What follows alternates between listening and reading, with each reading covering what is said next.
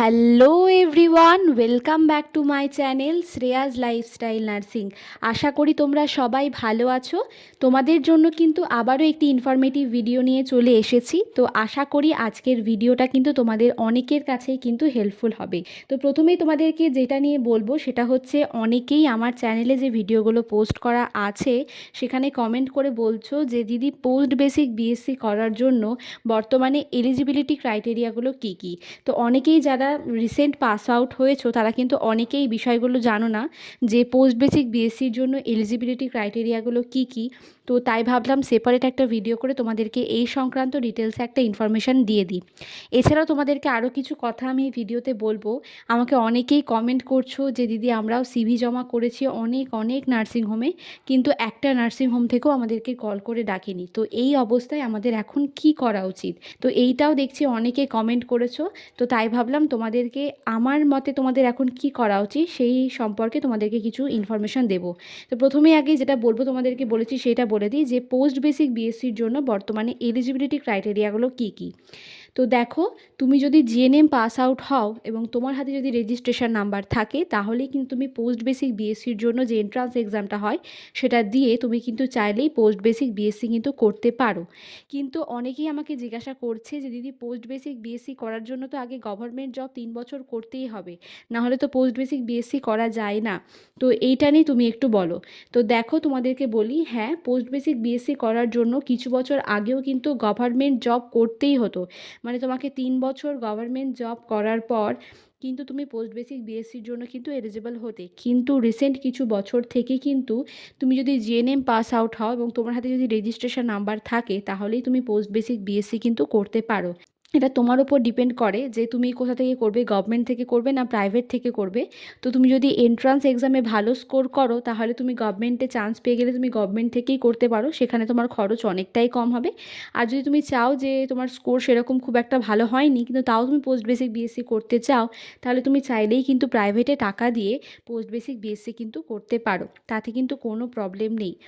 এবার আরও একটা ইনফরমেশান তোমাদেরকে দিই। অনেকেই জিজ্ঞাসা করছো যে টিয়ার জিনিসটা কী জিনিস, এইটা নিয়ে অনেকের অনেক ডাউট রয়েছে।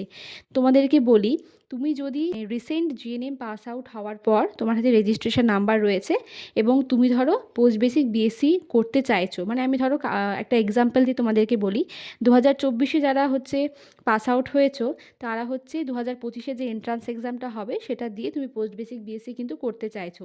তো তুমি চাইলেই করতে পারবে। তুমি যদি গভর্নমেন্টে চান্স পাও গভর্নমেন্ট থেকে করতে পারবে, আর যদি তুমি চাও প্রাইভেট থেকে করবে তুমি প্রাইভেট থেকে কিন্তু করতে পারবে। কিন্তু সেখানে কিন্তু তুমি কোনো টিআর পাবে না। আর টিআর মানে হচ্ছে যে স্যালারির কিছু টাকা কিন্তু তুমি ট্রেনিং করতে করতে পাবে। কিন্তু সেটা কখন পাবে? তুমি যখন অ্যাজ এ স্টাফ নার্স পদে, ঠিক আছে, অ্যাজ এ গ্রেড 2 পদে বা হচ্ছে সিএইচও বলো, তুমি যে কোনো হচ্ছে গভর্নমেন্ট জব 3 বছর করার পর, তখন যদি তুমি পোস্ট বেসিক বিএসসিতে চান্স পাও এবং সেটাও যদি গভর্নমেন্টে চান্স পাও, তবেই কিন্তু তুমি টিআর পাবে।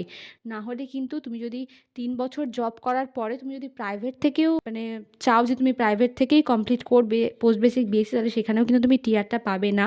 টিআর শুধুমাত্র সেই ক্ষেত্রেই তুমি পাবে যদি তুমি 3 বছর গভর্নমেন্ট জব করার পরে তুমি যদি পোস্ট বেসিক বিএসসি গভর্নমেন্ট থেকে করো, তবেই কিন্তু তুমি টিআরটা পাবে। না হলে যারা 3 বছর জব করার পরে প্রাইভেট থেকে পোস্ট বেসিক বিএসসি করবে তারাও কোনো টিআর পাবে না। আর যারা হচ্ছে রিসেন্ট জিএনএম পাস আউট হয়ে যাওয়ার পরেও যারা হচ্ছে পোস্ট বেসিক বিএসসি করবে গভর্নমেন্ট থেকেই করো না কেন, তাও কিন্তু তোমরা কোনো টিআর কিন্তু পাবে না। টিআরটা শুধু তাদের জন্যই যারা হচ্ছে 3 বছর জব করার পরে পোস্ট বেসিক বিএসসি কিন্তু গভর্নমেন্ট থেকে করবে। তো আশা করি এই পোস্ট বেসিক বিএসসি নিয়ে তোমাদের কিন্তু অনেকের অনেক ডাউট ছিল এবং অনেকেই আমাকে কমেন্টে জিজ্ঞাসা করছিলে যে কিভাবে কি করতে হয়। তো দেখো, তোমাদেরকে আরও একটা কথা বলি, পোস্ট বেসিক বিএসসির জন্য প্রতি বছরই একটা এন্ট্রান্স এক্সাম হয়। তো 2024-এও হয়েছিল, 2025-এও কিন্তু আবার হবে। মোটামুটি ধরে রাখো ওই জুন জুলাই কিংবা জুলাই আগস্ট এই মাসের দিকে কিন্তু পোস্ট বেসিক বিএসসির জন্য এন্ট্রান্স এক্সাম হয়। এবং সেই এন্ট্রান্স এক্সাম দেওয়ার পর তুমি যদি ভালো মার্কস পাও, তাহলেই তুমি ইজিলি পোস্ট বেসিক বিএসসি করতে পারবে। আর হচ্ছে গভর্নমেন্ট থেকে। আর যদি তুমি চাও যে তোমার সেরকম স্কোর হয়নি তাও তুমি পোস্ট বেসিক বিএসসি করবে, তাহলেই কিন্তু তুমি টাকা দিয়ে প্রাইভেট থেকেও কিন্তু পোস্ট বেসিক বিএসসি কিন্তু করতে পারবে। তো আশা করি পোস্ট বেসিক বিএসসি নিয়ে অনেকেই আমাকে অনেক কমেন্ট করেছিলে, তাদের কমেন্টের আমি রিপ্লাই দিতে পেরেছি এবং তাদের ডাউটগুলো আমি ক্লিয়ার করতে পেরেছি। এবার আরও একটা কথা বলি, অনেকেই জিজ্ঞাসা করছো যে দিদি আমরা প্রচুর নার্সিংহোমে সিভি সাবমিট করেছি, তাও আমাদেরকে তারা কল করে ডাকেনি। তো দেখো, এই সিচুয়েশানটা শুধুমাত্র তোমাদের ফেস করতে হয়েছে তাই কিন্তু নয়, প্রত্যেকটা নার্সিং স্টুডেন্ট তারা কিন্তু এই জিনিসটা ফেস করছে রিসেন্ট কিছু ইয়ার থেকে। কারণ না তোমরা জানো যে সিচুয়েশান তো খারাপই, রিক্রুটমেন্ট একদমই নেই এবং তার জন্যই নার্সিংহোমগুলোতে যারা জব করছে তারা একদমই ছাড়তে পারছে না। কারণ না কেউই কোনো জব না পেলে যে কাজটা সে করছে সেটা সে ছাড়তে চাইবে না, এবং সেই জন্যই হচ্ছে তোমাদের কিন্তু এত প্রবলেম হচ্ছে জব পাওয়ার জন্য। তো যতদিন না পাচ্ছ কী আর করবে, কিছু করার নেই, চেষ্টা করো বাড়িতেই পড়াশোনা করার। কেননা যতদিন না কোনো জব পাওয়া যাচ্ছে সেই সময়টা নষ্ট করে একদমই লাভ নেই। আমার মতে কিন্তু তোমাদের এখন যেহেতু বাড়িতে থাকছো, বাড়িতে সময় কাটাচ্ছ, তো সেই সময়টায় কিন্তু চেষ্টা করো একটু একটু করে পড়াশোনা করার, যাতে হচ্ছে পড়াটা আর মধ্যে তুমি থাকতে পারো। তো সেটাই তোমাদেরকে বলবো, এটা আমার সাজেশান, যে যারা এখনও কোথাও কোনো কাজ পাওনি তারা চেষ্টা করো বাড়িতে থেকে যেটুকুটা সময় বাড়িতে থাকছো একটু আধটু করে পড়াশোনা করার। আর কি বলবো বলো, কিছু বলার নেই, এই সিচুয়েশানটা সবাইকেই ফেস করতে হচ্ছে, কারণ গভর্নমেন্ট জবের কন্ডিশন তোমরা জানো। তো জানুয়ারি মাস শেষ হয়ে গেল, ফেব্রুয়ারি মাস শুরু হয়ে গেল, এখনও পর্যন্ত রিক্রুটমেন্টের কোনো খবর নেই, জানি না কি হবে। তো যাই হোক, আমার চ্যানেলের সঙ্গে তোমরা যুক্ত থেকো, আমি চেষ্টা করব তোমাদেরকে আরও অনেক হেল্পফুল ভিডিও দেওয়ার। এবং যদি কোনো কিছু নোটিশ বেরোয় বা রিক্রুটমেন্টের কোনো খবর বেরোয় বা যে কোনো এক্সামের যদি কোনো খবর বেরোয় আমি সেটাও তোমাদের সাথে শেয়ার করব।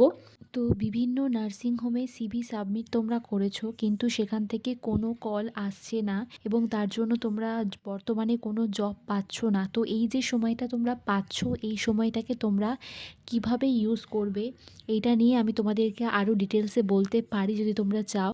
তাহলে তোমরা যদি সেই ভিডিওটা চাও আমাকে কমেন্ট সেকশনে কমেন্ট করো, আমি তোমাদেরকে নেক্সট ভিডিওতে এই যে সময়টা তোমরা পাচ্ছ এই সময়টাকে তোমরা কিভাবে ইউটিলাইজ করবে সেটা তোমাদেরকে আমি অবশ্যই বলে দেবো। আমার মতে এই সময়টা তোমাদের কি কি করা উচিত সেটা তোমাদেরকে বলবো। তোমরা যদি ভিডিওটা চাও আমাকে অবশ্যই কমেন্ট সেকশনে কমেন্টে জানিও, অবশ্যই কিন্তু তোমাদের জন্য পরের ভিডিওতে সেটা পোস্ট করব।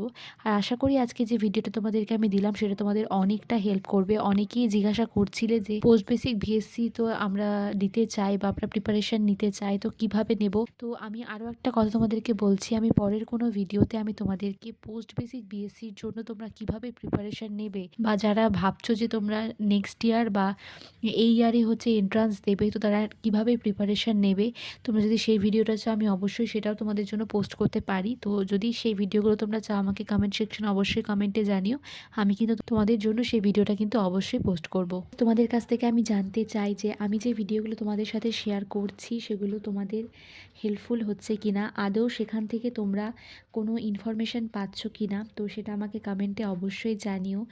আর আমি তাহলে চেষ্টা করব পরের ভিডিওগুলোতে সেই সমস্ত ইনফরমেশনগুলো তোমাদেরকে দেওয়ার যেগুলো তোমরা হয়তো জানো না। সবাই সুস্থ থেকো, ভালো থেকো, সাবধানে থেকো।